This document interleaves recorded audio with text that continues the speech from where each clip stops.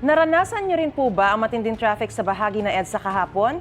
Maghanda sa inaasahang pagbigat din ang daloy ng trapiko ngayong araw, lalo tuloy-tuloy ang pagkukumpuni sa bahagi ng EDSA at balik trabaho ang ilang manggagawa matapos ang Pasko. Live mula sa Makati City, may unang balita si Bea Pinlac. Bea, kumusta na ang sitwasyon ng trapiko ngayon dyan?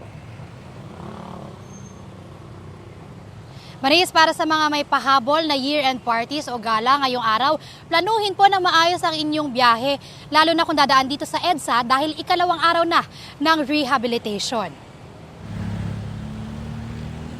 Madaling araw pa lang may pagsikip na sa dalawang linya sa EDSA southbound, lampas ng Buendia na naiwang bukas sa mga motorista sa gitna ng isinasagawang rehabilitation sa EDSA. 3 linya ang isinara, kabilang ang dedicated lane para sa EDSA bus carousel. Ngayong umaga, hindi pa nakakadaan muli rito ang mga EDSA bus, kaya nakikipagsiksikan pa rin sila sa ibang mga motorista. Araw-araw at magdamag ng reblocking at pag-aaspalto sa ilang bahagi ng EDSA hanggang January 5. Pero simula January 5 hanggang May 31, 2026, mula alas 11 na lang ng gabi hanggang alas 4 ng madaling araw ang schedule ng gawa.